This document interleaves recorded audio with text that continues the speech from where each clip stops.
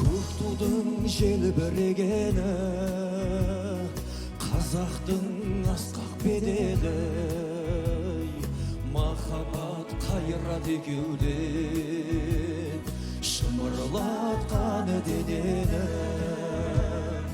Көк тудың желбірегені, жаныма қуат береді. Таласқа түссе жан мен ту, жан емес маған керегі. Көк тудың желбірегені.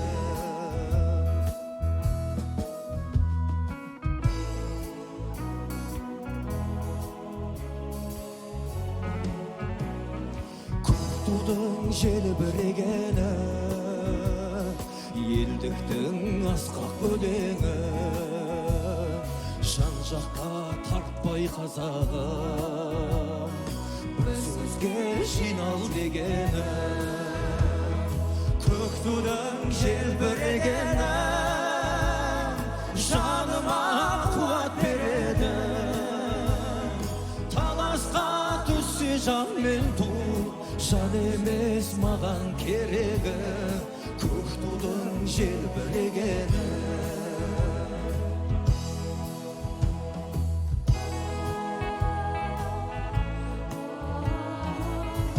Елдігімсің қазағым, кеңдігімсің қазағым. Қасиетті есіміңді туған ел, жүрегіме жазамын.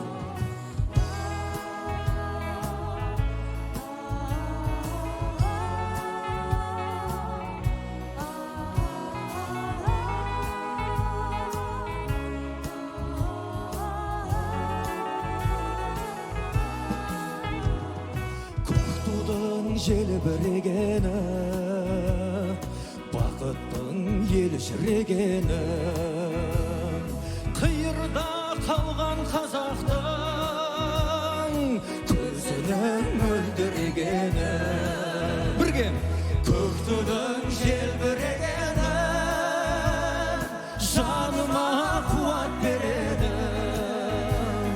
Таласқа түссе жан мен ту, жан емес маған керегі. Көк тудың желбірегені.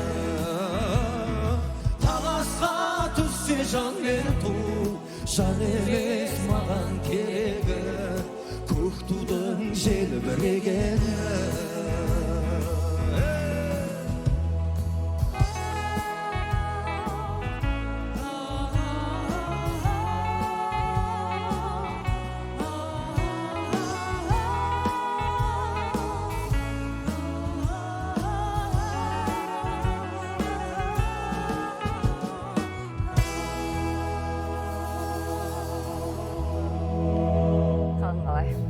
Ассалаумағалейкум, ардақты ағайын, құрметті көрермен. Мінекей мың бір түн көк тудың желбірегені деп, таласқа түссе жан мен ту, жан емес маған керегі деп ән айтқан өздеріңіздің сүйікті әншілдарыңыз Ибрагим Ескендір біздің студияда. Қош келдіңіз. Ассалаумағалейкум, ардақты ағайын. Мінекей елдің амандығы, жұрттың тыныштығында, ұлттарына да өздеріңізбен қауышуға мінекей қош көрдік. Қош көрдік. Қымбатты көрермен, мың бір түн өз жұмысын бастайды. Бір сағат уақыттарыңызды бізге қиып, бағдарламаны мұқият тыңдаңыздар, себебі біздің бүгінгі бағдарлама ұлттық рәміздерге арналады.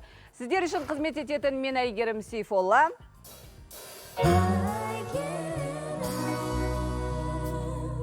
Әріптесім Нартай Аралбайұлы.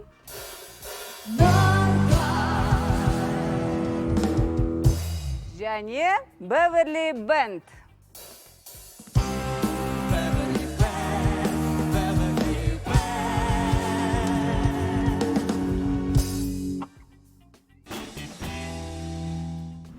Байрақты қорлағандарға қатысты жаза күшейеді. Ел президенті жастардың отаншылдық рухын күшейту керек. Байрағымызды пайдалану тәртібін қайта қарау керек деді. Мемлекеттік рәміздерді мазақ қылғандарды не күтіп тұр? Бүгін мың бір түнде. Эфиріміздің жұлдызды қонағы рухты әнші Ибрагим Ескендір.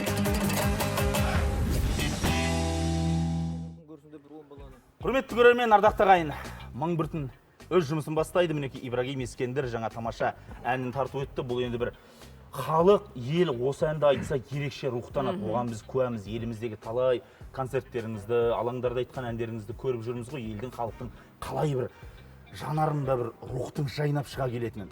Бұдан бөлек сіз Моңғолияға бардыңыз, ән кешін бердіңіз. Дәл осы ән орындалды ма? Қалай қабылдады? Осыдан 5-6 жыл бұрын Қытай Халық Республикасында үлкен концерттер бердік. Бірақ ол кезде біз арманмен кеттік, бұл әнді орындай алмадық. Неге? Енді ол жақтың өзінің саясаты бар дегендей. Мынау сол жақтағы жас ұрпақтың бір ұранына, киіміне айналып кеткен, сондықтан сондай бір жағдайлар болды. Айтқызбады. Бірақ кеше мінекей Моңғолияда міне Астанасы Улан-Батырда дүркіретіп кеш бердік. Баян-өлгейдегі міне Ақтөбеліндей аз ағайынның мінекей батасын алып, елдің сәлемін жеткізіп, үлкен кештер бердік. Мына ән басталып жатқаннан қандастардың көзіндегі мөлдіреген жасын көріп, жүрегіміз елжіреп, бірге шырқаған, Баян-өлгей аспанын бір тумен желбіреткен бір керемет кештер бердік. Ол жақтағы ағайындар да сіздерге үлкен мына атажұртқа сәлем айтып жатыр. Бір кереметі енді Баян-өлгей дегеннен кейін айтайын. Қандастарымыз айтады, темірдің екі шетте ыстық қой дейді. Баян-өлгей біздің кіндік қанымыз тамған жер болса, Қазақстан біздің атажұртымыз дейді. Сондықтан үлкен міне елдің бір аманаты бар еді, ағайындарын сәлем сіздерге жеткізіп қояйын. Енді өте көп патриоттық әндер шығып жатады әдетте. Бірақ осы әннің сыры неде? Сөзінде ме? Мүмкін орындаушы сізге байланысты шығар жеткізуде? Мен ойлаймын, ата-бабамыздың арманы, азаттық еді, ата-бабамыздың арманы осы көк туымызға жету еді міне. Ата-бабаның арманы бар, бабаның күші бар, ананың жасы бар. Ана біздің Алмас Ахметбекұлы Ақын ағамыздың тапқырлығы шығар. Бүкіл ата-баба арманын мына өлең жолдарына сыйдырды.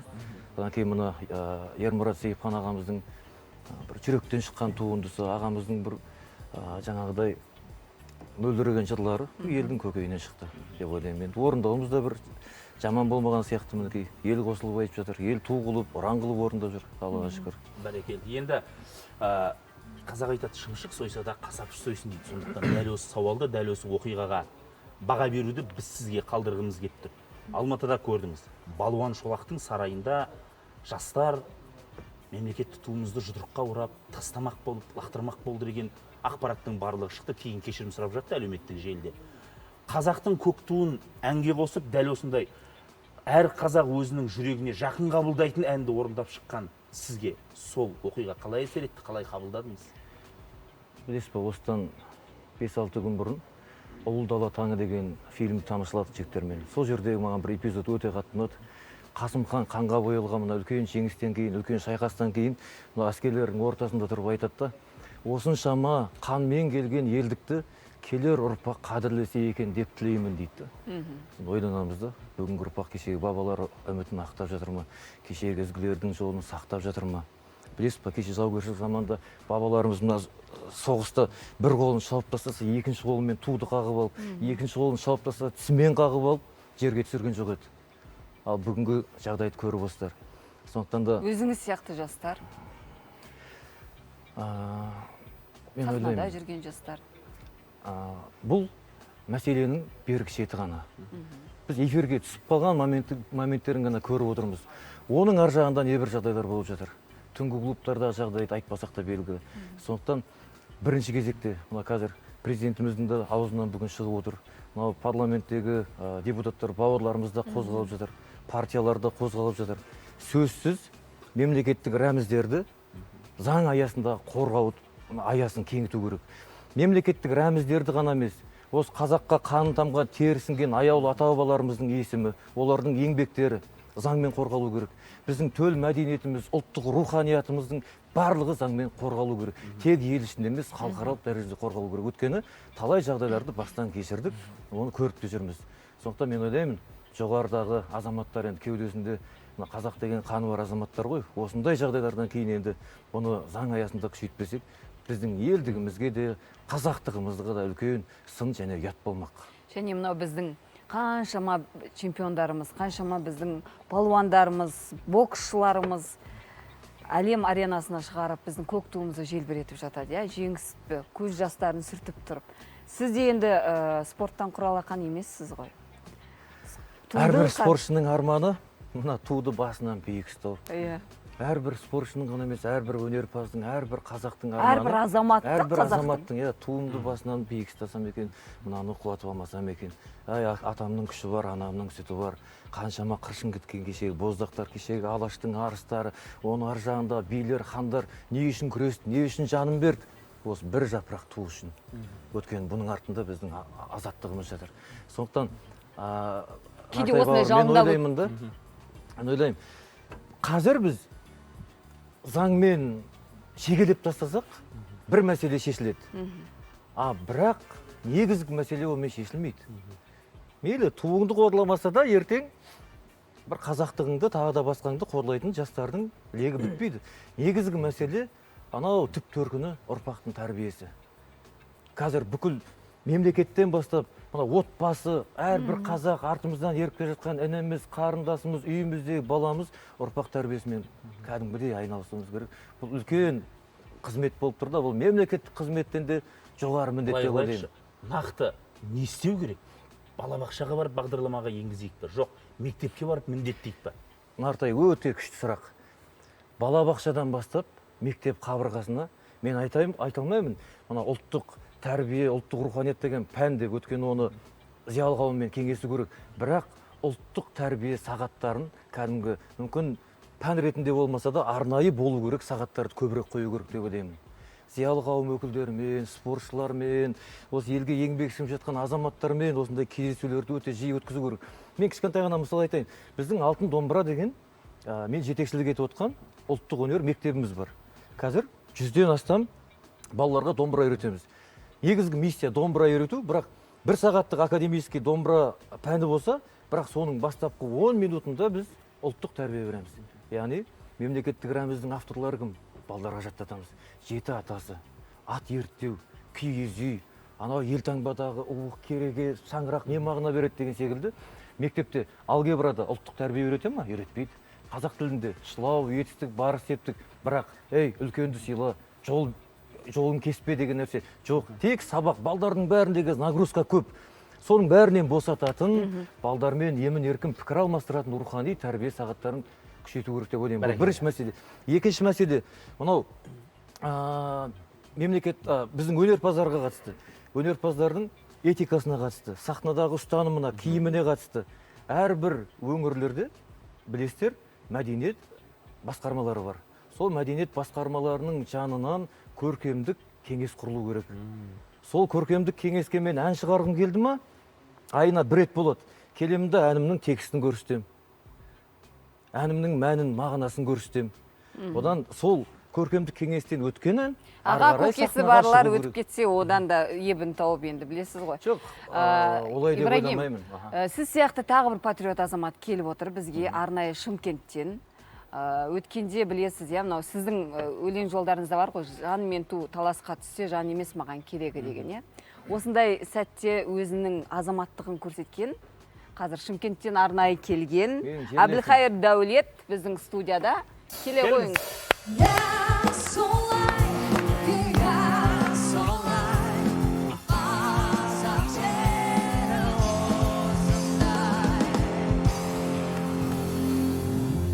Қош келдіңіз. Батыр дейміз. Өйткені жаңа айтқандай құрылыс құлады, көрермендердің барлығы енді көрген шығар әлем желіден. Құрылыс құлады, астында көк туымыз қалды. Сіздер бардыңыздар да, қалай айтсақ болады, жандарыңызды шүберекке түйіп, сіздер бардыңыздар да туды көтеріп алып шықтыңыздар ғой. Сол оқиғаның қалай болған, барысын біз білмейтін әрекеттер болса айтасыз ба? Қазір мінекей міне, дәл осы мінекей. Көк туын қадірлеген қазағым. Бұл құлады. Содан кейін сіздер қашан көрдіңіздер тудың астында жатқанын? Сол күні Ақсу мен Ордабасы командасының ойындар болады Қажымхан стадионында. Ауа райының қолайсыздығына байланысты Қажымхан стадионының шатыры желмен қатты ұшып алаңға түсті. Алаңға тудың турбасы ұстап қалды, 3 турбасы. Турбаға тиіп, ту жерге түсті.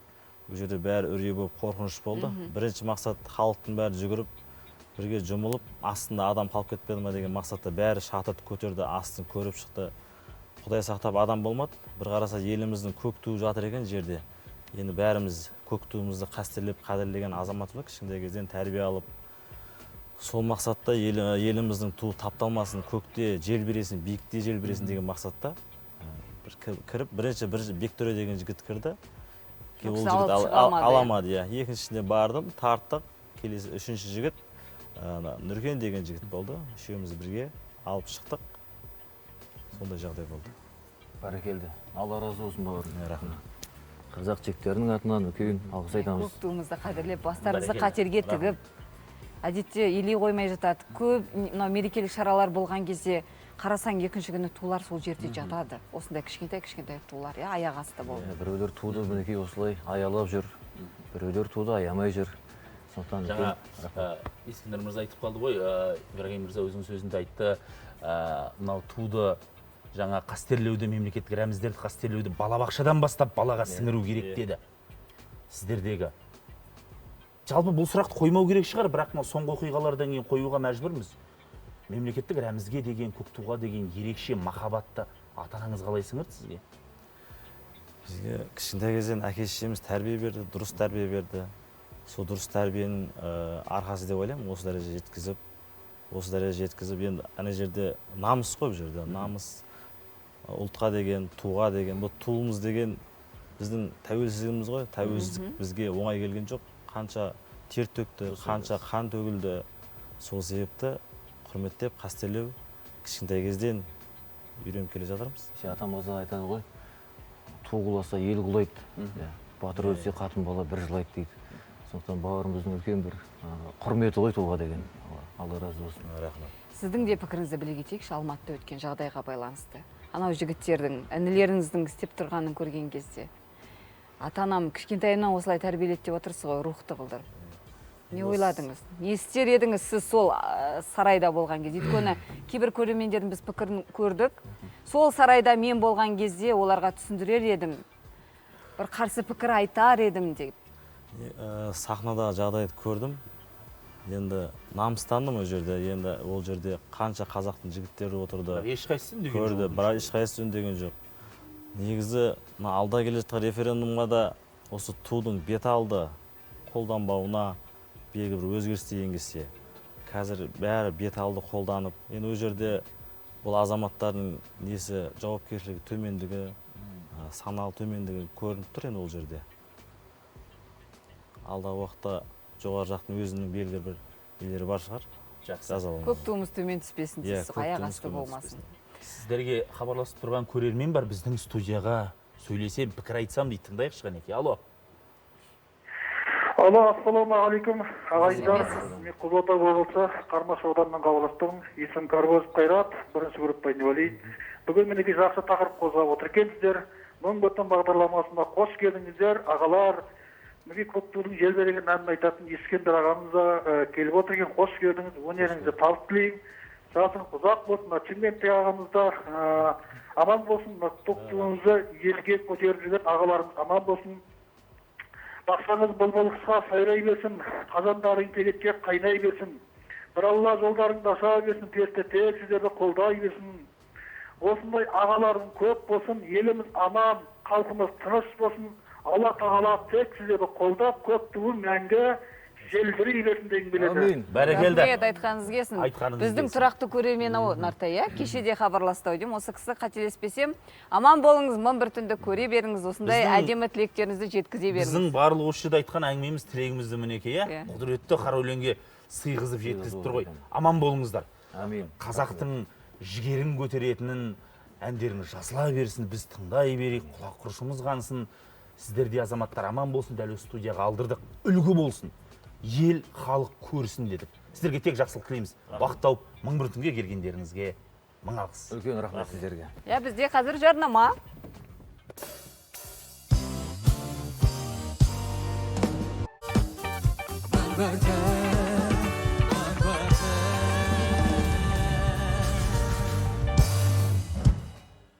Құрметті көрермен, көк туымызды, мемлекеттік рәміздерімізді айтып жатырмыз ғой. Кеше ғана Алматыға сапарында президентіміз Қасым-Жомарт Тоқаев көк туымыз қастерлі тәуелсіздігіміздің символы дей келе, жалпы осы рәміздеріміздің мән мағынасын айрықша ету үшін қажет болса, заңға да өзгеріс енгізуге болады деген еді. Ендеше ел президентінің сөзін алдымен тыңдап алайықшы. Ғалымдар еліміздің рухани дамуына да баса мән бергені дұрыс. Әсіресе жастардың отаншылдық рухын күшейту керек. қазір әлеуметтік желіде мемлекеттік туды қадірлеу туралы көптеген ой пікірлер айтылуда. Өкінішке қарай, қасиетті көк туымызға байланысты орын алған жағымсыз жағдайлар азаймай тұр. Сондықтан байрағымызды пайдалану тәртібін қайта қарау керек деп ойлаймын. Қажет болса, тиісті заңдарға өзгертулер енгізуге болады. Өйткені көк туымыз қастерлі тәуелсіздігіміздің символы. Туған жерге туынды тік деп халқымыз бекер айтпаған. Біз туын әрқашан биік ұстаған елміз. Осы ретте Қаныш Сәтпаевтың бір ойы өзекті болып отырған сияқты. Өз елінің қара тасын мақтан ете алмаған, өзге жердің алтынын да мақтап жартпақ емес. Мемлекеттік рәміздерімізді қастерлеу әр азаматтың перзенттік парызы. Осыны өскелең ұрпақтың санасына сіңіретін ең әуелі сіздер, яғни зиялы қауым. Мінекей көптің естігісі келген сөздері, құрметті көрермен, мінекей еститін мемлекет деп жатамыз ғой. Әлеуметтік желідегі ағайынның назы да, айтқан пікірі де, қойған талабы да естілді. Бұйырса енді мемлекеттік рәміздерімізді қадірлеуді міндеттейтін заң жобаларына өзгерістер енетін шығар деп күтеміз. Қазір біздің студияға заңгеріміз бар. Шақырған Әлімжан Жұбатханов біздің сауалдарға жауап береді.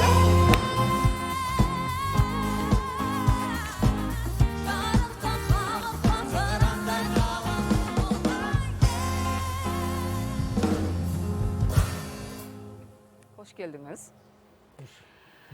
Енді ұлттық рәміздерге байланысты тек қана осы мереке қарсаңында ғана емес, жалпы үнемі айтылып жүрсе, осының қадір қасиетін арттыра берсек, перзенттің санасына сіңіре берсек деп айтып жатырмыз ғой. Сіз мынау заң аясында айтсаңыз, қандай айыппұлдар төлейді егер осын бағаламай, аяқ асты етіп жатса, мазақ етіп жатса, жауапкершілікке тартылады, қандай? Түсінікті. Жалпы бізде Қазақстан Республикасының рәміздер туралы заңы бар. 2017 жылы 4 маусымда қабылданған. Енді 4 маусым рәміздер күні деп айтылады. Білеміз. Бұлайша рәміз деп көп жастар рәміздер екен біледі, бірақ көп тереңірек үңілмейді оған. Мысалға, рәміздердің ішіне туымыз, елтаңбамыз, әнұранымыз кіреді. Бұл біздің тәуелсіздікпен келген біздің қазақстандықтарды патриоттықтың бір мемлекетіміздің мәртебесін көтеретін рәміздер болып танылмақ. Енді бұны білеміз, бәр азамат біледі деп ойлаймын, бірақ қандай заң алдында қандай жауапкершілікке тартылады?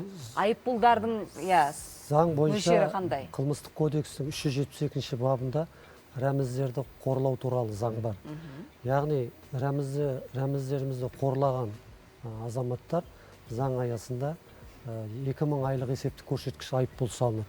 2000 айлық есептік көрсеткіш дегеніміз 6 миллион 360 мың теңге болады. Яғни 2 миллионға дейін сот оны шешеді. Бірақ сол 2 миллионға дейін салалады. Оны төмендетуге де болады. 20 айыппұл салама, 50 айлық есептік көрсетсе, оны сот жаңағы жасаған адамның кінәсінің мөлшеріне байланысты анықтайды. Келтірілген зияны. Енді рәміздерге осы заңмен қорғалған. Одан бөлек 600 айлық есептік 600 сағатқа қоғамдық жұмыстарға тарту көзделген. Сонымен бірге 2 жылға бас бостандығын шектеуге көзделген. Одан бөлек 2 жыл мерзімге бас бостандығын айыруға көзделген жаза бар. Осы заңмен бекітілген. Жақсы. Мына қазір сізге бірнеше сурет көрсетейікші. Заңгер ретінде заң тілінде айтыңызшы, бұл жаңағы заңды бұзу ма, жоқ па? Ел біліп жүрсін. Қанекей. Мінекей, бұл киімдерге, іш киімдерге. Енді мына тұрғыда бұл заңда жазылған бірліктік пайдаланатын жаңағы заттарға қолдануға болмайды Қазақстанның рәміздерін. Бұл заң бұзу. Бұл заң бұзушыға жатады негізінде. Бұларды рұқсаты жоқ, арнайы. Енді мысалға қараңыз, Қазақстанның шоколады бар, конфеті бар. Міне алдымызда тұр. Міне. Бұл енді рұқсат алған. Оған уже қаншама рахат конфет фабрикасы арнайы рұқсат. Неге десеңіз, бұл жаңағы шетелдерге шығады. Қазақстанды мәртебесін көтеру үшін. Мына сұрақ. Шоколадты жеді дей. Осы біздің елде. Содан соң сыртында қағазын жерге тастап тастаса аяқтың астында қалады. Бұл заң бұзу ма? Қоқыста жатады. Бұл енді көрдіңіз ба, бұл жай не болып тұр. Баға осы жағдайда жаңағы рәміздер ретінде қаралмай кетіп тұр да. Келесі. Көк туды, мынау Қоқыс жауып қойған, Мынау енді бұл заң бұзушылықтың. Мынау заң бұзушылық. қандай айып бұл? Бұл жаңағы мен айтып кеткен қылмыстық кодекстің 372-ші бабымен айыппұл салынады. Не жаза жоқ, жауапкершілік сақталады. Атап өттім ғой. Мына сурет. Бұл жерде қай жерінде Қоқысқа тастай салған. Қоқысқа да бұл да Оны таптап тұр аяғын. Бұл да жаңағы қылмыстық кодекстің 372-ші бабымен жауапкершілікке тартылады. Қандай сомада айыппұл төлеу? 2000 айлық есеп көрсеткіш 6.330.000-ға дейін сот шеше береді. Соған дейін көтеруге болады. Не болмаса, егер төлейтін ақшам жоқ, не деп жатса, онда қамауға ауыстыруға, 600 сағатқа, қоғамдық жұмыстарға тартуға болады. Осылардың өзіне мусор тазалатқызуға болады ғой. Жақсы. Әнұран мен жаңа елтаңбамызға да қатыстыра, барлығына ортақ болса? Ол ортақ, рәміздер туралы қорлау деп тұр. Үшеуі бірге жүреді. Әнұранды дұрыс айтпай бір. Мысалға, әнұранды жаңа кемсітушілік болады. Әнұранның жаңағы дұрыс қоймайды, сөздерін бұзады, ауыстырады. Неше түрлі бар ғой енді. Бұл кезде де жауапқа тартылады. Ол жауапқа тартылады. Мынадай жағдай болады, мәселенге жаңағыдай міне сурет түсті, иә? Бұны көремде, мәселен мен құқық қорғау орындарына барып арыздануым керек. Бірақ ол жерде бұл 5 жыл болған оқиға болса мәселені, істерде болып жатады ғой, соттарда. Істің белгілі бір тергелу уақыты деген болады. Ол уақыты өтеді онда кезде. Қылмыстардың саны уақыттары бар, ескіру мерзімі. Жеңіл қылмыстар үшін 2 жыл өткеннен кейін қылмысты мерзімі өтіп кетсе, жауапқа тартылмайсыз. Ал ауыр? Ауыр қылмыстар үшін ол 5 жыл, 10 жыл аса ауыр деп тұрған нелері бар. Ескіру мерзімдері. Біздің негізі көп азаматтар айыппұл төлейтін біледі, бірақ жаңағыда бас бостандығынан айырылатын көбінесе елей бермейді. Сіз жаңа айтып отырсыз 2 жыл. 2 жыл, иә. Оны мына нені көбірек насихаттауымыз керек, айтуымыз керек. Мектептерде, балабақшада әнұранды, патриотизмді тәрбиелеп, бәрін шақыруымыз керек, айтуымыз керек. Мынау деген болмайды. Мысалға, мерекелік іс-шаралар, концерт болады. Кеше оқиғада да жас әнші ішіп алып, туды қолына ұстап, уже қорлап жатыр. Ода да мемлекеттік хатшы айтты ғой, жауапкершілікке тарту керек деп. Оның бәрі айтуы дұрыс. Жақсы. Ондайға жол бермеуіміз керек. Біз қазір көрермендердің есіне күн сауалын сала кетейік. Мемлекеттік рәміздер туралы заң нормаларын білесіз бе? Иә, жоқ деген 2 жауап бар. Сіздер дауыс беріңіздер, қымбатты көрермен. Енді мына бір сауал көптің көкейінде тұр, білесіз. Мынау шетелге барғанда, бірінші мемлекетке барамыз, мәселен көбісі енді біздің азаматтар сапарлап баратын Түркияда тудың өте көп тұратын көреміз, білеміз. Мынау уағында біздің отандастарымыз, қазақстандықтар мынау балконға іліп еді, туды бұл заңға қайшы айыппұл салынады деген ақпарат тарады. Қазір өзіміздің балконға осы көк туымызды ертең міне мемлекеттік рәміздер күнінің қарсаңында іліп қойсақ, жауапқа тартыламыз ба, жоқ па?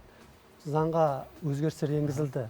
Қазір осы туды балконда іліп қойға болады. Рұқсат бар. Жауапқа тартылмайсыз сол үшін. Әдемілеп іліп қойсақ, ол жыртылмау керек. Ол неге үкімет олай рұқсат берді? Себебі әр адам патриотизм, өзің үйінен бастау керек. Тәлім тәрбие. Бесік, неден дейді, мақал бар ғой жаңағы. Үйден тәрбие. Тәрбие тал бесіктен. Енді осы тұрғыда өзіңізден алдымен жауапты біліп алдық. Енді рұқсат болса, осы бір атаулы күннің аясында мен көрермендерімізге бір челлендж жариялағым келеді. Дұрыс. Әкеліңіздер. Жақсы бастама. Арнайлап көк туымды ала келіп едім өзіммен. Осы сұрақтың жауабын алдымен біліп алайыншы сізден дедім. Дәл осы ендеше, дәл осы көк туымызды үйімнің балконына жарқыратып іліп қойсам болады. Болады. Ендеше құрметті көрермен, ертең таңертеңнен бастап менің баспанамның балконынан дәл осы туымызды мекен жайында айта кетсеңізші. Бас қалада. Сенің үйің екен білейік. Тіпті Нартайдың үй қайсы деп ешкім іздемей қалсын, өйткені бәріміздің балконымызда дәл осы көк туымыз тұрсын деп тілеймін. Еліміз аман, жұртымыз шынымен де. Осындай әдемі жаңалықты біз күтеміз ертең. Қазір бізде шағын жарнама, қымбатты көрермен, одан соң қызық болады, көріңіздер.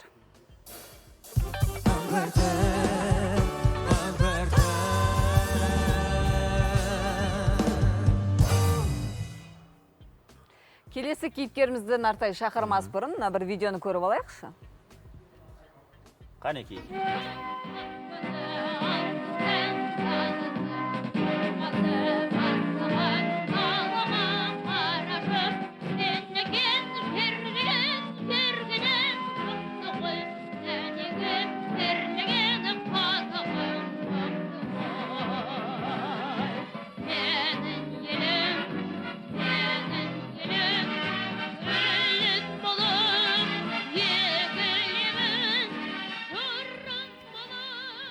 Құрметті көрермен, сіздердің көргендеріңіз 1996 жылғы бейне жазба орындаған қазір белгілі опера әншісі, Қазақстанның еңбек сіңірген қайраткері Азамат Жылтыркөзов. Азамат мырзаны бүгін біз студияға шақырдық.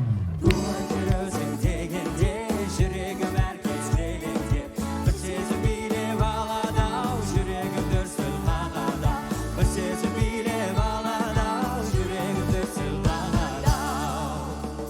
Бәрекелді, қош келдіңіз. Жаңа бейне жазбаны ерекше бір эмоциямен көрдіңіз ба? Енді қанша 25 жыл өтіп кетті, 26 жыл. Сол кезде қобалжу болды ма орындағанда? Қазір енді профессионалсыз ғой. Ол кезде енді балалық шақта қобалжу аздау болды, қазір Сол сәттен сахнаға қандай шыққанда- естелік бар сізде? Енді осы ең үлкен өнер фестивалі, ол кезде айналайын балалар халықаралық фестиваль болды. Дүниежүзінен көптеген жан-жақтан әншілер келді, бишілер, жан-жақты жанрда өтті. Әртүрлі ең бірінші халықаралық фестиваль 96 жыл Алматы қаласында. Сол кезде мен Талдықорған қаласынан, облысынан қатысып, осы енді бұл әнұран болып. Содан бері шырқап келесіз ғой. Содан бері шырқап Заңды, келеміз. ресми дауыс. Ресми дауыс деуге бола ма? Ресми дауысты жазған, ол біздің менің өзім үлкен әріптесім, Алматы театрының солистісі, жетекші солисті, ол Талғат Күзембаев. Ресми дауыс сол кісі жазған. Ал осы гимндардың арасында конкурс өткізген байқау болғанда 2006 жылы ескі гимн бар, жаңа гимн, басқа әндер бар, патриоттық, соларды орындаған Жанат Шыбықбаев ағамыз. Ол кісі президент оркестрінің солисті, жаңағыдай қазір бізде Астана опера театрының жетекші солисті, аға буын алдындағы ағаларымыз, сол кісілер. Енді мен үшінші кезектегі әнші ретінде ресми осы гимнді орындау 2011 жылы Азиядан ашқан кезде мен орындаған болатын. Үшінші толқын дейсіз. Үшінші толқын. Және де менен де қазір артынан лесіп келе жатқан жастар бар, шәкірттерім бар. Қандай да бір ерекше талап қойыла ма сізге әнұран айтатын кезде? Қалай таңдап алды сізді? Онысын білмеймін қалай таңдап алған. Не деп айтады әнұран орындайды? Ресми жиын, ел президенттер келуі мүмкін, ресми шара болайын деп жатыр. Не дейді? Сахнаның сыртында шақырып алады, сосын? Жоқ, ешкім шақырып алмайды. Енді біз орындап жүргендіктен кейін біздің енді профессионализмімізге сеніп, бірақ енді патриоттық әнұранды орындаған кезде өзінің сол шырқыннан шықпай, патриоттық сезіммен, марш екпініменен бір қалыпты, ешқандай мынандай мелизмсіз дейді ғой, қоспа ноталарсыз қалай жазды солай орындап шығу керек. Көңіл күйіңіз дұрыс болмаса да? Дұрыс болмаса да, оны дұрыстап орындауымыз керек. Міндет бұл. Сіз бағана айтып қалдыңыз, грим бөлмесінде осы ұлттық рәміздер күнінде іздей бастайды бізді деп. Сонда басқа күндері? Жоқ.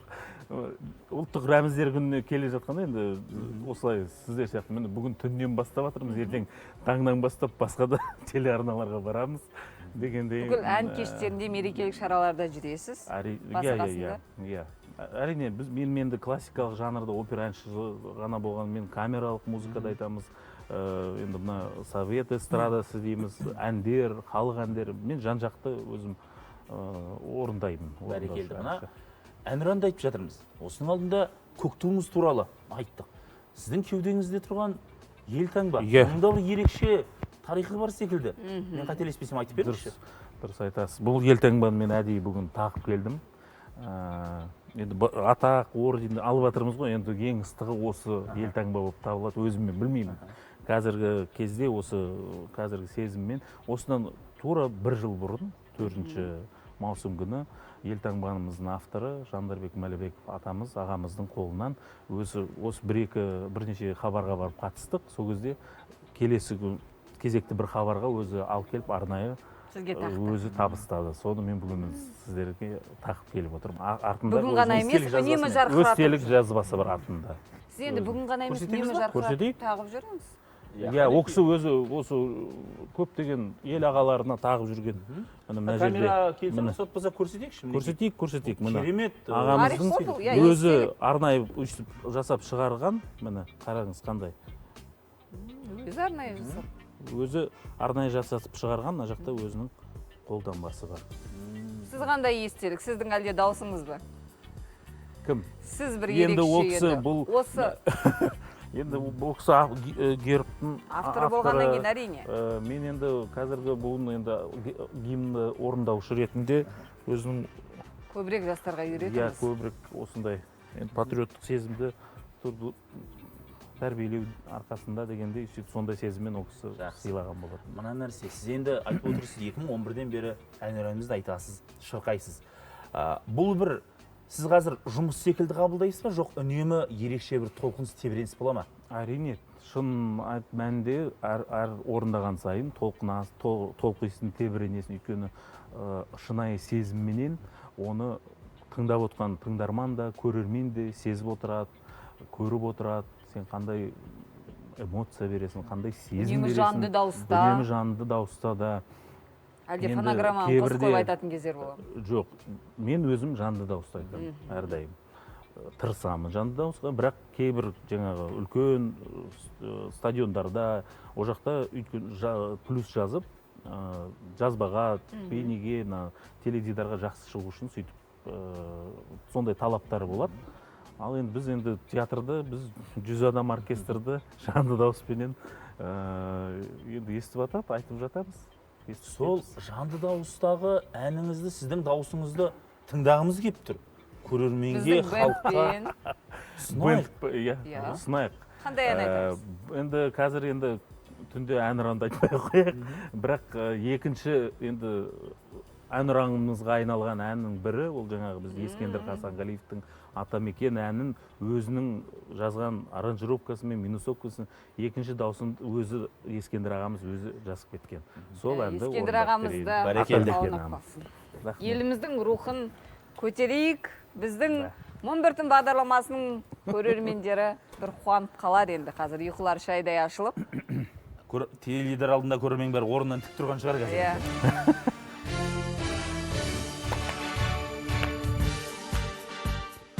Жасыл жайлау, түкті кілем, көк кілем, көк кілемде көп ойнаймын, көк кілем. Маңдайымнан сипап өткен самалды, қазағымның алақаны деп білем. Қайда жүрсең Атамекен, көкейіңде жатады екен. Күннің өзі ұясына тимай оны батады екен. Жасыл жайлау, түкті кілем, көк кілем, көк кілемде көп ойнаймын, көк кілем. Күннің нұрын, айдың аппақ сәулесін, қазағымның махаббаты деп білем.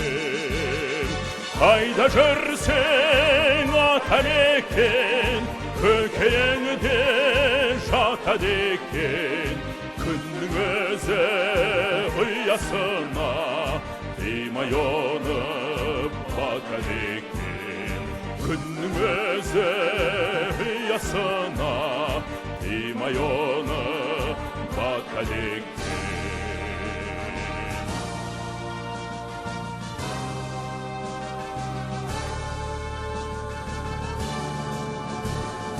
Жасыл жайлау, түкті кілем, көк кілем, көк кілемде көп ойнаймын, көк кілем. Асқар тауым аспанымен таласқан, қазағымның мәртебесі деп білем. Қайда жүрсең Атамекен, көкейіңде жатады екен. Күннің өзі ұясына тимай оны батады екен. Қайда жүрсең Атамекен, көкейіңде жатады екен. Күннің өзі ұясына тимай оны батады екен.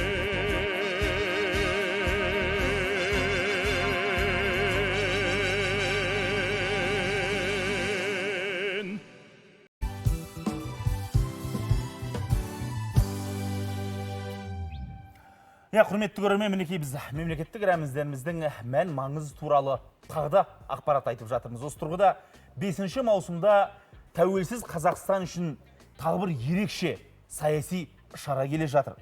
Референдум өтеді. Дәл осы тақырыпта ағайынға, жұртқа жіліктеп жеткізу үшін бүгін біз студиямызға Қазақстан Республикасы парламенті мәжілісінің депутаты Саясат Нұрбекті шақырдық. Келіңіз, Саясат Нұрбек. Dağlarından senin, bağlarından senin, kanlarından senin aynalayın. Bederinden senin, köllerinden senin, gençlerinden senin aynalayın. Қош келдіңіз. Рахмет. Уақыттап келгеніңізге рахмет. Енді мінекей барлығымыз күткен саяси науқанда кеп қалды әнеміне дегенше. Шақ күн қалды. 2-ақ күн қалды. Бүгін аяқталды, иә, 2-ақ күн қалды. Белсенділігі қалай? Не деп жатыр ел? Түсіндіру жұмыстары жүргізді, әріптестеріңіз өңірлерде жүр. Өзіңіз де үнемі пікір алмасып жатсыз халықпен.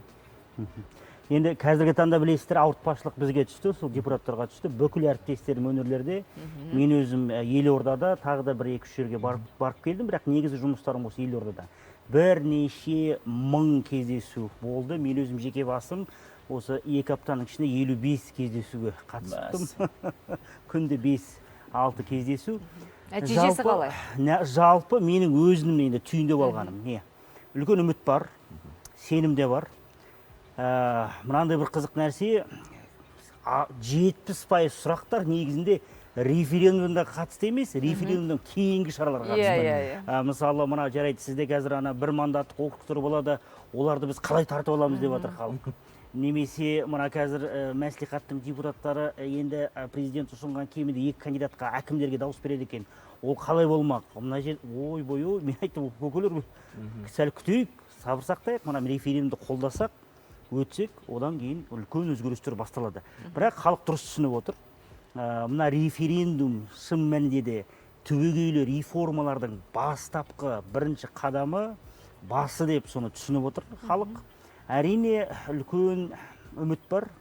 Бірақ мен байқағаным, түртіп алғаным 1-2 нәрсе бар. Біріншісі 99% сұрақтар қазақ тілінде, ана тілімізде.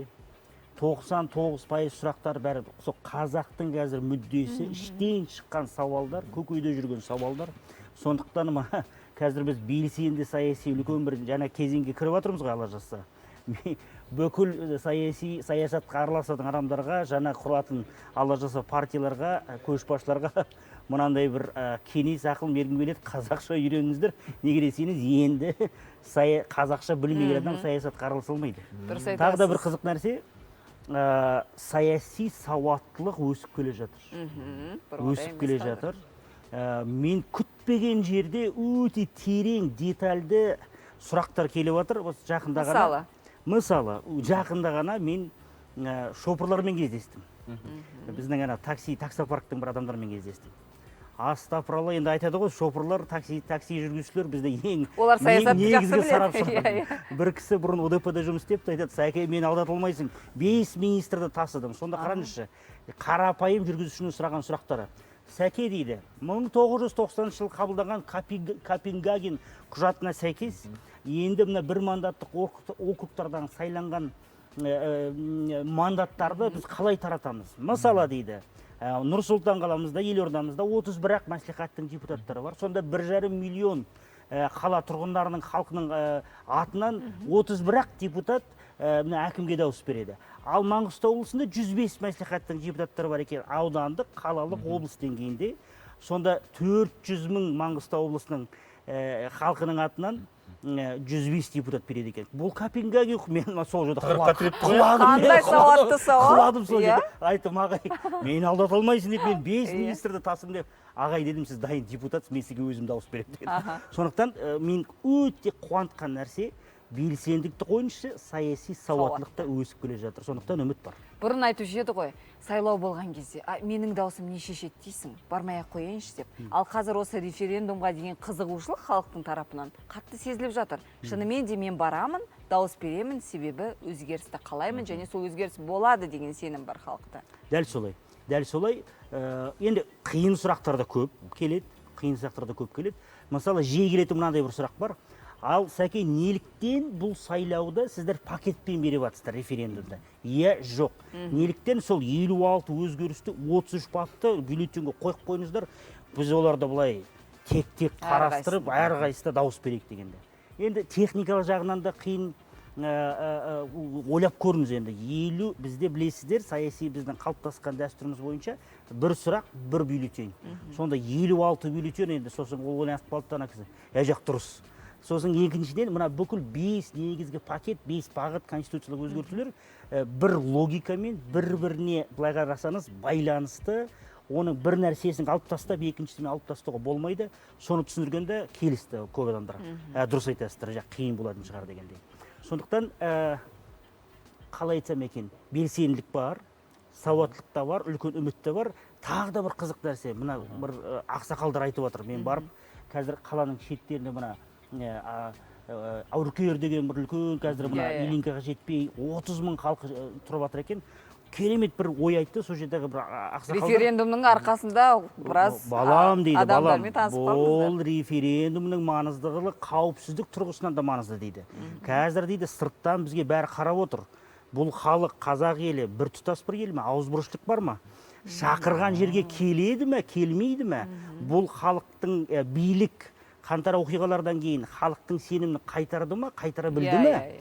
Сондықтан дейді, біз қазір келмесек, мыналар сырттан қарап айтады, мыналарды шақырып тастауға, бөліп тастауға оңай екен, шақырылған жерге келмейді екен деп өздерінің баталарын беріп жатыр. Мен айттым, ойбай, аға, сіз геосаясатшы екенсіз, қауіпсіздік сарапшысы маман екенсіз деп, сондай бір батасын алып та, ондайда көрдіңіз бе? Халқымыз қалай қараса да алдауға қиын шын мәнінде. Қазір белсенділік көзі де ашылды, белсенділік те бар. Оны алдаудың да қажеті жоқ. Енді өзіміздің еліміз, жеріміз. Иә. Енді мынандай дүние бар. Ертең референдум өтсе, бұйырса енді халықтың қолдауымен егер жаңағы иә деп дауыс беріп жатса, нағыз салмақтың бәрі қайтадан сіздерге түсейін деп тұр. Мен ойлаймын, жазғы демалыс жоқ, ана заңның бәрін енгізіп болғанша, мына нәрсе, қарапайым халық тағы мына нәрсені сұрайды. Барамыз, дауыс береміз, жақсы қабылданды референдум. Одан соң депутаттар алады да, жаңа комитеттерінде өздері талқылап заңдарды қабылдай бастайды. Ал біздің дауысымызды қай кезде естиді дейді. Дәл солай, мен өзім шыны мәнінде қазір дірілдеп отырмын. Неге десеңіз, қазір Қазақстан халқы мына конституцияны қолдап, референдум күшіне еніп, мен өзім есептеп отырмын депутат ретінде, 135 заңдарға, кодекстерға, конституциялық заңдарға өзгеріс енгізуіміз керек. Оның ішінде 22 конституциялық заң, кодекстер бар, 30 шақты заңдар, нормативті құқықтық актілер. Неге десеңіз, конституцияның өзгерісі шын мәнінде түбегейлі. Сайлау туралы заңға, саяси партияларға, бақ туралы заңдарға, жергілікті өзін басқару түрлі. Мына жерге қатысты бір ғана өте маңызды бап, енді жер асты байлықтар. Жер асты байлықтар халықтың меншігіне деген жер кодексінен бастап қанша заңдарға бүкіл өзгерістерді енгізуіміз керек. Дұрыс, бізде каникул болмайтын шығар биыл, бәрін тастап біз жұмыс істеуіміз керек. Уақытымызды шектеулі. Қазір былай қарасаңыз, билік өзінің... Ұйықтап отыратын депутаттар да қалмайтын шығар қазір, Ой, қалмайды ала жазса. Неге десеңіз, қазір біз өзімізді бір қапқанға ұстап алдық. Біріншіден, референдумнан күтетін үміт өте жоғары. 6 маусым күні референдум дұрыс өтсе, қазақ халық оянады да айтады, ал не өзгерді. Біздің уақытымыз сендерге таныстырдыңдар ғой дейді. Сол кезде тұншығамыз біз. Неге десеңіз, өте бір қысқа мерзімде мына заңдардың бәрін қабылдауымыз керек. Ол кезде тағы да бір талап шығады. Ал мына заңдарды енді сендер неге жабық түрде қабылдайсыздар? Сондықтан біздің мына жұмыс топтарымызда қазірден бастап біз қазір ойланып отырмын, мен кімдерді шақырамыз. Мына кеше ғана мына ОБСЕ деген үлкен халықаралық ұйымның басшысы келіп кетті. Ол қазір Польшаның сыртқы істер министрі. Сол кісілерді айтып отыр. Біз мына реформаларды көріп өзіміз таңғалып жатырмыз. Сондықтан мына біздің ұйымымыздың, біріккен ұлттар ұйымының техникалық көмек керек болса, бүкіл біздің консультацияларымыз, бізге жинаған сол білімдерімізді ала беріңіздер, әсіресе мына жергілікті басқару, басқа сайлау процесінде дегендей. Сондықтан біздің сарапшыларымыз, біздің заңгерлеріміз, ең мықты мемлекеттік емес ұйымдардың басшылары дайын болу керек. Жаз енді өте қызу, сондай бір жұмысқа... Мамыражай жаз болмайды. Каникул болмайды. Соны алдын ала бәрімізді дайын болуымыз керек. Әрине, жексенбі күні Қазақстан халқы келіп конституциямызды қолдап, референдумды қолдап дұрыс өтсе. Белсенділік күтеміз, иә. Тағы да мынандай бір қызық факт айтайын сіздерге. 22 жылда осындай бір қызық демографиялық өзгеріс болды. Дәл осы жылы Қазақстан халқының 50% Совет одағында туған, 50% тәуелсіздік жылдар туған. Дәл осыны мына неге келдік. Кеңесті дейсіз ғой. Осы жылдан бастап тәуелсіздік жылдар туған адамдардың саны өседі. Біз мен секілді 81 жылдың тумасымын, Совет одағында туған адамдардың саны азаяды. Яғни демография міне бұлай. Екінші қызық нәрсе, демографиялық жарылыс басталды Қазақстанда. Алдыңғы жылы 425,5 мың бала дүниеге келді. Бэби-бум деп кеше ғана айттық біз. Соңғы рет ондай рекорд 1987 жылы Қарсы кезінде 417 мың бала туған. Бірақ ең үлкен рекорд былтыр болды. Пандемияның да бір жақсы жақтары бар екен. 456 мың бала дүниеге келді. Яғни соңғы 2 жылда 1 миллионға жоқ бала дүниеге келді. Олардың 96% кім? Қазақ балалар. Бір секунд. Жақсы, біз бэби-бумға қуанамыз. Бұның барлығы айналдырған, қалай айтайын, бір 18 жылда еңбек нарығына шығады. Неге жыл сайын балаларымыз дүниеге келе береді. Осы референдум халықтың әлеуметтік жағдайын түзеуге, жұмыспен қамтамасыз етуге, жалақы, жәрдемақыға оң әсерін тигізе ме, жоқ па? Дәл солай, бірақ мына ойымды тәмамдайын. Яғни біз мына конституцияға сенбесек те, референдумға сенбесек те, бір нәрсені түсінуіміз керек. Қазіргі өсіп келе жатқан балалар, мен өзім көп дәріс берем, білесіздер. Мектептерде мүлден басқа бір буын, құндылықтары басқа, ұстанымдары басқа, ұғымдары басқа. Олар біздің мына қазір қалыптасқан саяси жүйенің ішінде өмір сүре алмайды. Атып тұрады, пікірлері ашық, сыни түрде ойлау қабілеттері. Саясат дейді, мен сізбен келіспеймін дейді, сіз депутат болсаңыз да тем более келіспеймін де шығып кетеді. Яғни біз осы жаңа буынды ойлап өзгерісті талап етуіміз керек. Енді өздеріңізде біз секілді ол балалар біз секілді жүре алмайды. Ауыздарын жауып, жарайды, дұрыс, бәрі дұрыс, бәрін қолдаймыз дегенде жүре алмайды олай. Сондықтан осы жақты да ойлауымыз керек. Мына демографиялық қысым, Нартай, өзіңіз айтқан жағдай. Ең бірінші соққы толқын кімге келеді? Мектеп қойыңызшы, балабақшалар келеді. 2-3 жылдың ішінде осы 1 миллион бала қазір балабақшалар келеді. 4-5 жылда олар қазір мектепке келеді. Бізде қазіргі таңда мына президенттің бұйрығымен 1 мың мектеп салмақшы келесі 4 жылда. Бізге негізінде 1 мың емес 3,5 мың мектеп керек қазіргі таңда. 100 мыңға жуық педагог керек. Ал енді бұл конституция шын мәнінде экономикалық жағдайды қалай өзгертеді? Ең бастысы бұл конституцияның өзгерісінің негізгі логикасы. Ол билікке халықтың ішінен шыққан, ашық, адал, сол халықтың мүддесін түсінетін адамдарды билікке әкелу мүмкіндігі ашылады. Кез келген қоғамда бір ғана жол бар, құрметті отандастар, кез келген нәрсені өзгертуге, ол билікке сондай адамдарды, азаматтарды әкелу. Ал ол азаматтар, біздің өкілдеріміз, биліктің жұпарысын иіскеп бастары айналып кеткен жағдайда оларды ол мандатты тартып алуға мүмкіндік болу керек. Дәл осы конституция осындай мүмкіндік беріледі. Енді экономика қалай өзгереді? Міне қазіргі таңда бір ресурс бар, саяси ресурс, қаржы ресурс. Ол ресурс өкінішке орай дұрыс қазір бағыттамайды. Енді біз әрқайсымыз мына осы елді мекендері мәслихатқа өз өкілдеріміз жіберіп, сол ресурсты керекті мүддеге, керекті бағыттауға мүмкіндік беріледі. Халықтың жағдайы жақсарады ғой, әлеуеті. Алла жазса, қазір үлкен жаңа бағдарламада қабылданып жатыр. Ол конституция қазір референдум сол бағдарламаны жауып тастады да, көрінбей қалды да, ол халықтың кірістерді көтеру бағдарламасы. Ол да президенттің тапсырмасымен қабылдаған, мен сол жұмыс тобындамын. Қазір Алла жазса референдум кішкене тиішталсын, сол бағдарламаны жиі еститін боламыз. Нақты 5-6 бағытта жазылған шаралар, тетіктер көзделген сол бағдарлама. Сенат хабарымен таныстырып айттыңыздар ғой, барлық дәл солай. Мына бір сауалды қоя кетейінші сізге. Саяси партия құру үшін енді бұйырса референдумнан кейін 20 мың емес 5 мың мүше жететін болады. Қазір біз күнде біздің елде бір саяси партия пайда болып жатқан сияқты. Кейінгі уақытта. Көзқарасыңыз қалай?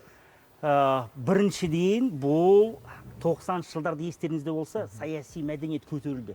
Саяси белсенділік сұмдық ол кезде эйфория болды. Бірақ біз оны не істеп тастадық, өзіміз шектеп тоқтатып тастадық. Дәл 25 жылдан кейін біз сол жағдайға 90 жылдардың басына қазір айналып бара жатырмыз. Популистер шығады өкінішке орай. Нұрмұқасанның термесінде зар жылатқан көсемдер, адастырған шешендер де шығады.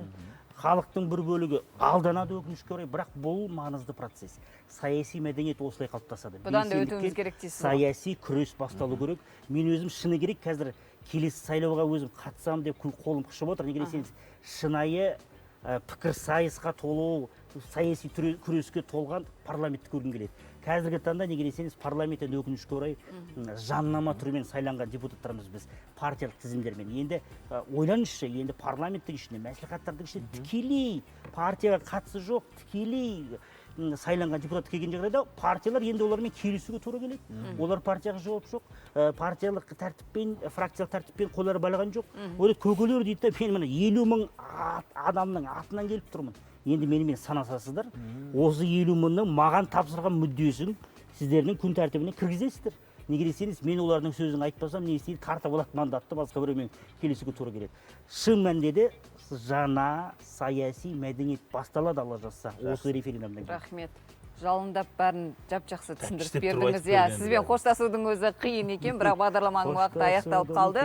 Күн сауалға тоқталсақ, 41% иә деп жауап беріпті, 59-ы жоқ деп жауап берген екен. Осы тұрғыда, құрметті Саясат мырза, жаңа бізге болатын өзгерістер туралы айтып жатырмыз. Енді сізге де және біздің қалың көрерменге де айтайық. 5 маусым күні Қазақстан телерадио корпорациясы үлкен онлайн марафон ұйымдастырады, референдум деп аталады. Таңертең 9-да бастаймыз, түнгі 1-ге дейін тікелей эфирде жұмыс істейміз. Ол эфирдің барлығы еліміздегі бұқаралық ақпарат құралдарының интернет ресурстарында, парақшаларында үздіксіз таратылады. Ол жерде референдумның өту барысы, соңғы ақпараттар, мәліметтер және дискуссия алаңы болады. Біз үзбей жұмыс істейміз. Сондықтан ардақты ағайын, елімізде болатын ең үлкен өзгерістерді қашанғыдай ұлттық арнаның эфирінен көріңіздер, бәріміз бірге барайық, жаңа Қазақстанды, әділетті Қазақстанды бірге құрайық. Қымбатты көрермен, ал біз 11 түнді аяқтаймыз. Әсем әуезді әнмен қазақша әні Асқар Мұқияттың орындауында тыңдайық. Келесі аптаға дейін сау болыңыздар.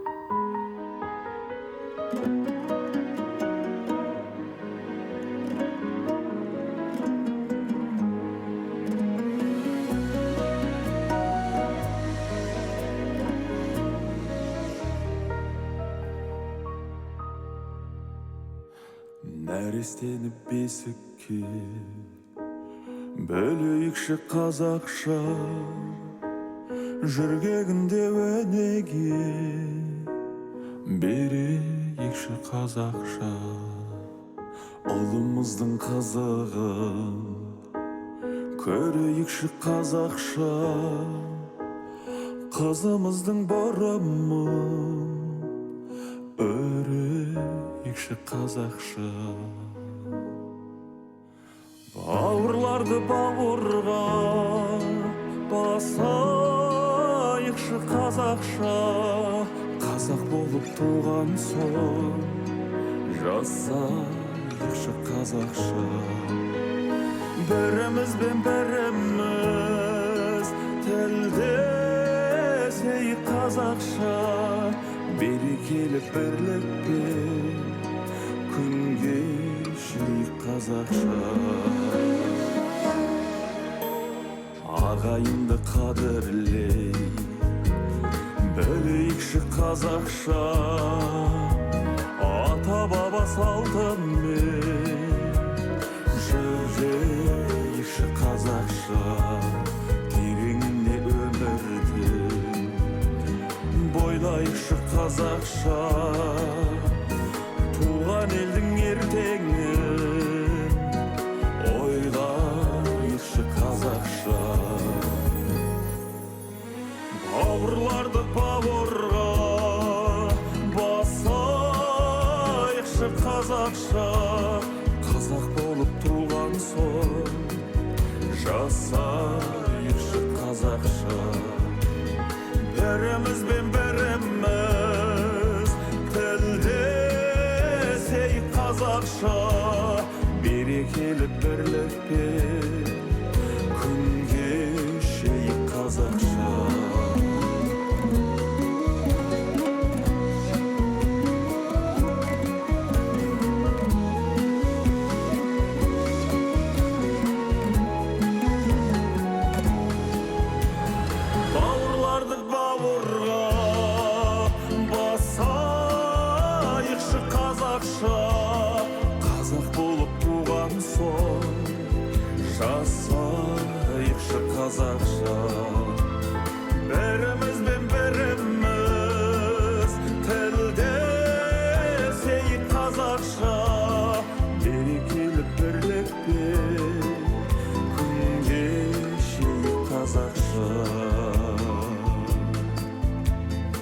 қазақ болып туған соң жасайықшы қазақша